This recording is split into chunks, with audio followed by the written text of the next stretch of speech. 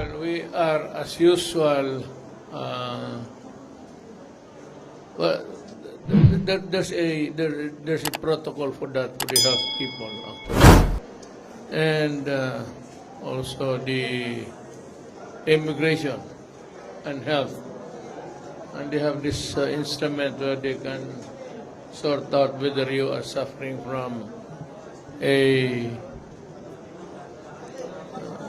fever or something like that. We are preparing in all ports of entry. We have deployed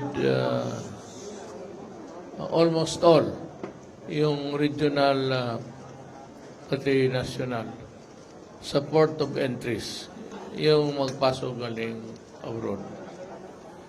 Our preparation is the same.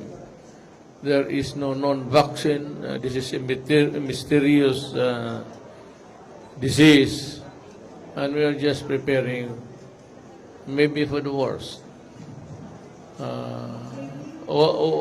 We can marshal what we have, but what we do not know, we are at a loss really of what to do. Just like other nations now. Not yet at this time.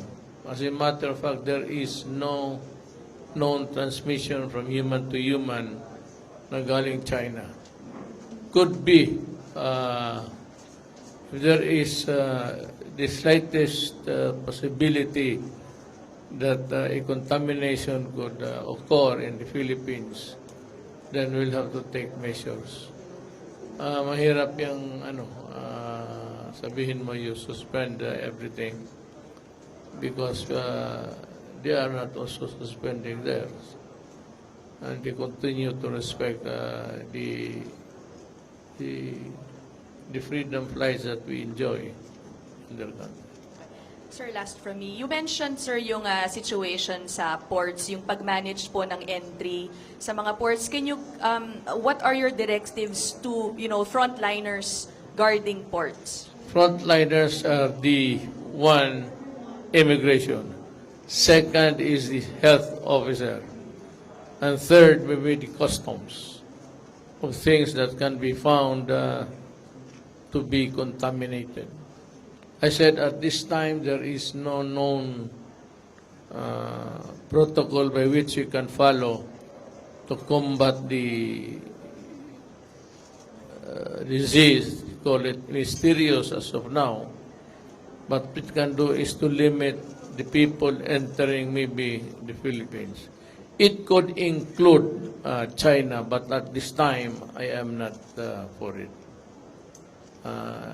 It would not be fair. Thank you, sir.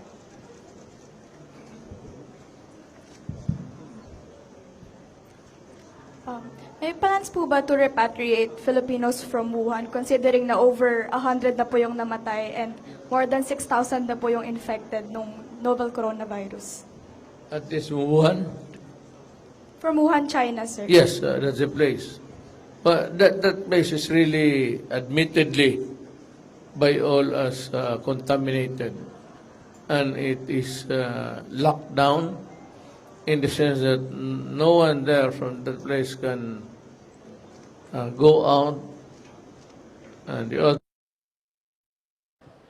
it is practically like a prison where you cannot move around or get out of the place. They are discouraging movement even in the place itself. Avoid contacts. Because that's avoid contamination. So, hindi po natin i-ask yung Chinese authorities to i-allow us na i-repatriate yung Filipinos po. Well, we are always conscious of our citizens, their health. And if they are going home, we are ready to ferry them back to the Philippines. But all precautions must be in place. Maybe the spraying of the entire plane from the landing gear up to the rooftop or whatever, I leave it to the proper authorities to do that. I said, but kung may mga sakit tayo na may tama na at gusto nang umuwi, makaawa naman kung hindi natin tulungan. I will not argue that they should also be inside a lockdown place. If we are given the go signal, my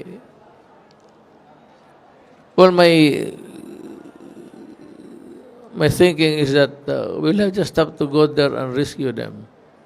I said, but all precautions must be in place so as not to allow another contamination here. It's easy for a contamination to spread from people to people. Hindi pa nila alam kung ano tong yawa na ito. Good evening, Mr. President. I am Jen from Manila Bulletin. Sir, on your U.S. trip, have you informed U.S. President Trump about your decision to decline the invitation to attend the summit? And who will represent you to the summit instead? I think by this time, our Foreign Office must have advised China that I'm not going. And they do not want proxies there. That's what I've noticed when a head of state is absent. His chair remains empty. Nobody sits there. So wala siguro. Wala akong maituro na proxy ko who will act as proxy. Sir, may we know why you are skipping the summit in the U.S.? For strategic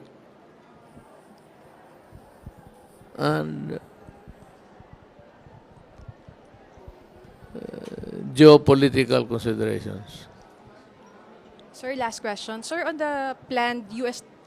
Termination of the VFA, sir, final na po ba ito? Or are you inclined to change your mind about terminating the VFA? I am terminating.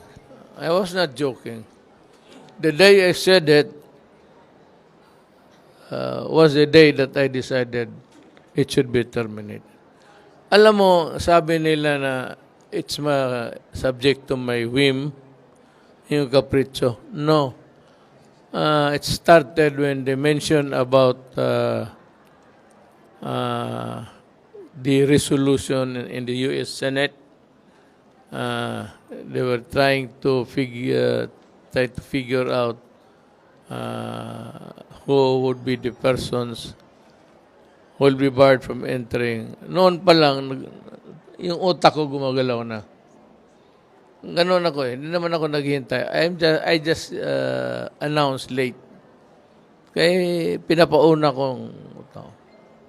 Pero at that time, I have decided that if they do this, and I will do it not only for De La Rosa, but for every Filipino. O lalo na yung mga taga-gobyerno na magpunta doon, supposedly to attend a business concern officially. Yung hindi nila, I will limit siguro sa foreign affairs, but I will not allow any cabinet member to go there at this time. No cabinet member should be allowed to go to the United States. Indefinitely, sir. Indefinitely. So that we limit our contact in whatever aspect of international relations would be discussed or subject of talks. So, sir, you mean you want to lessen relations with the U.S.? And I am slowly toning it down. And I said, as a corollary of De La Rosa's